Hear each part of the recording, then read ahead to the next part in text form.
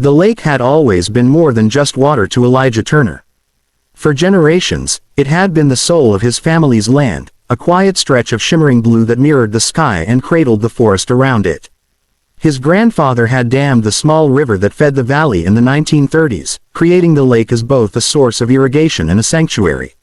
Over the decades, it had become Elijah's favorite place to think, to fish, to sit in silence and remember the stories his father used to tell about their family's resilience.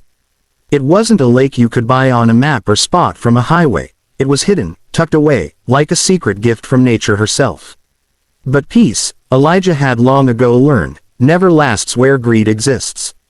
It began subtly, with new neighbors on the ridge, vacationers who drove in from the city and marveled at the lake as if it were their discovery. They came in SUVs, with boats strapped on trailers, and they laughed too loudly across the water at night. Elijah ignored it at first. After all, the land was his, the water was his, and he had the documents to prove it.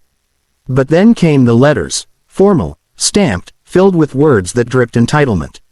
The Homeowners Association of the new resort development, Evergreen Shores, claimed they had rights to shared use of the water. They demanded access, then docks, then maintenance fees. Elijah chuckled at the absurdity. His lake had been there long before their cabins, and he never agreed to any such association. Ignoring them only made things worse. The HOA was relentless. They sent their representatives, smug men in polos who spoke in corporate tones, offering Elijah buyouts that grew larger each month. "You'll make more money selling this land than you could in 10 lifetimes of fishing," one of them said, as though money was the only measure of wealth. Elijah turned every offer down. His refusal wasn't just about principle, it was about legacy. This lake wasn't for sale. That's when the cabins began to appear. At first, just a handful, sleek, modern structures built right up against the treeline, their decks jutting over the water as if claiming it. Then more. Soon, the north and east shores were dotted with glass and wood boxes that looked like scars against the natural backdrop. Within a year, there were over 100. The HOA boasted about them online, advertising exclusive lakeside retreats for tourists, families, and anyone with enough cash to afford the inflated rates. The sound of construction echoed for months, replacing the calls of loons with the growl of generators and nail guns. Trucks chewed up the dirt roads. The once clear water grew murkier, clogged with runoff and debris. Elijah would sit on his porch, watching bulldozers tear into land his grandfather had worked with bare hands, and his chest would tighten with a mix of rage and sorrow. When he protested, the county officials shrugged. The HOA, it seemed, had deep pockets and influential friends. To them, Elijah was just an obstacle in the way of profit. What burned the most was the arrogance. The HOA treated the lake as if it were theirs, posting signs that read private property, residents only. They erected gates and fences, not realizing, or perhaps not caring, that none of it was legal.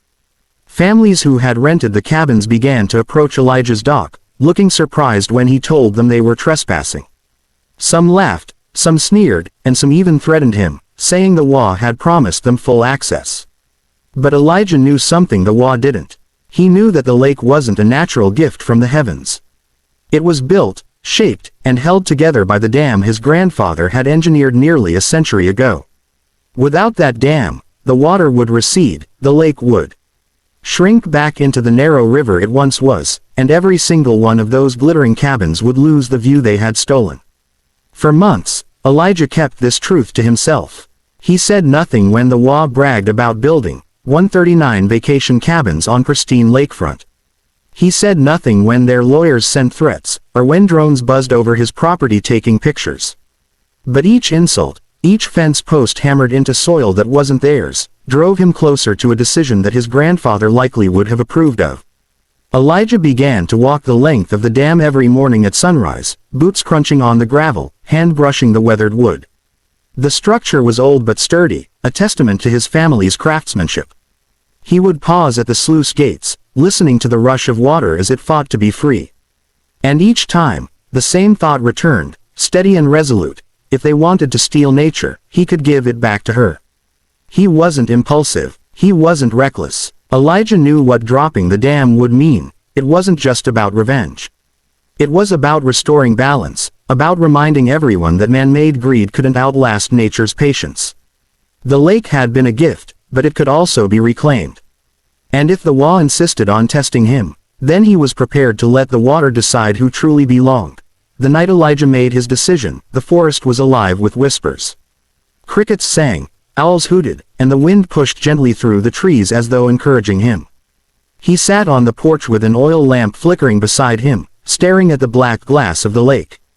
Across the water, the cabins glowed with artificial light, their reflections stretching long and arrogant over the surface. Laughter echoed faintly, clinking glasses, music pulsing. They celebrated on his land, on his water, as though they had already erased him. Elijah took a deep breath, rose, and shouldered the heavy iron wrench his father had once used on the dam gates. By the time he reached the dam, the moon was high.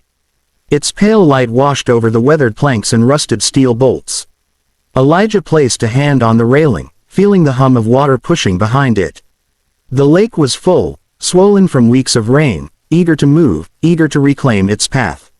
He studied the sluice mechanism, familiar as an old friend. One twist of the wrench, one slow crank, and the gates would creak open. Water would pour through, first in a rush, then in a torrent, until the lake emptied into the valley below. He paused, remembering his grandfather's words. "This land is yours to guard, Eli. Guard it from those who take more than they give." For months, he had tried patience, tried peace. Now, peace was no longer an option. Elijah planted his boots, set the wrench on the first gate, and turned. The iron screamed, resisting at first, but his arms were steady. With each crank, the gate inched upward. Water surged forward, spraying cold mist into his face.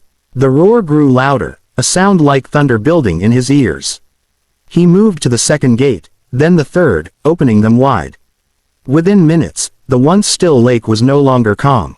Its surface swirled and spun, currents forming as the water found freedom.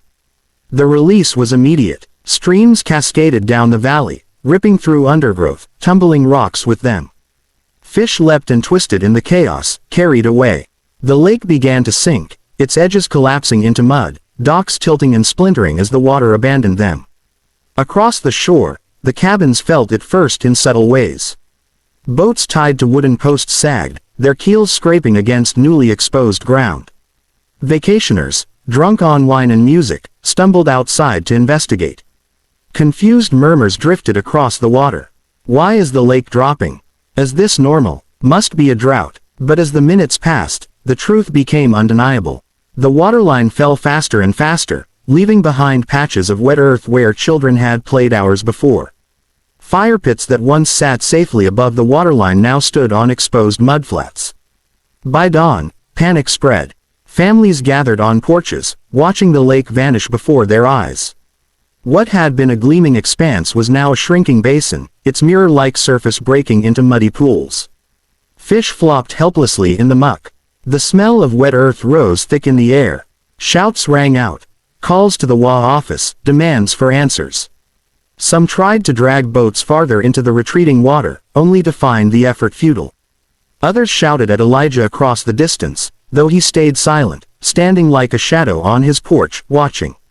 The HOA directors arrived in pressed shirts and shiny trucks, their faces pale with disbelief. They scrambled, ordering surveyors, calling county officials, demanding emergency services. But there was no quick fix. The cabins had been built for lakefront luxury, their value tied to the shimmering view. Without the lake, they stood as empty shells on soggy ground, their promises of exclusive paradise dissolving into mud.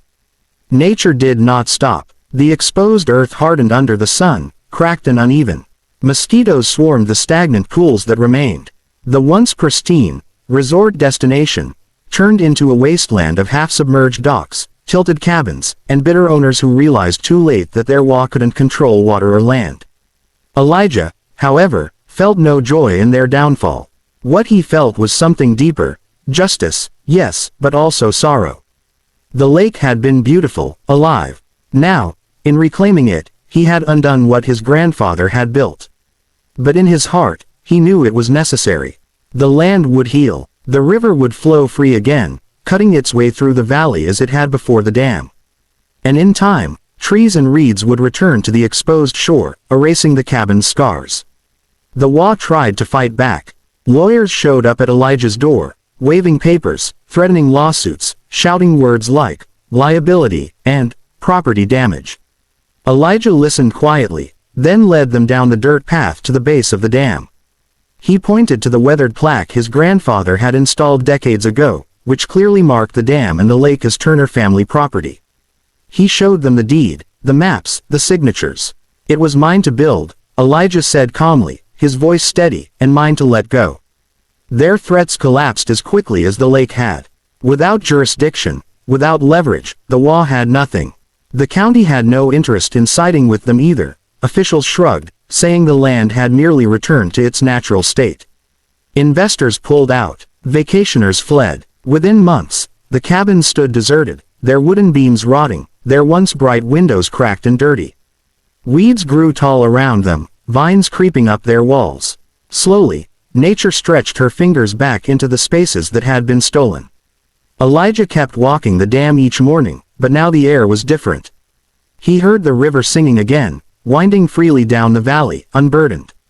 Birds returned, nesting in the reeds that sprouted along the new banks. Deer came to drink from the streams, unbothered by fences or gates. The land breathed, alive once more. One evening, as the sun dipped low and painted the valley gold, Elijah sat on the porch with a quiet smile. He thought of his grandfather, of the lessons passed down, of the burden of stewardship. The cabins, the HOA, the greed, they had come and gone like a storm. But the land, the water, the wild, those would endure. And he, Elijah Turner, had done what needed to be done. For in the end, it was never about ownership. It was about respect, and respect was something no HOA could buy, no matter how many cabins they built.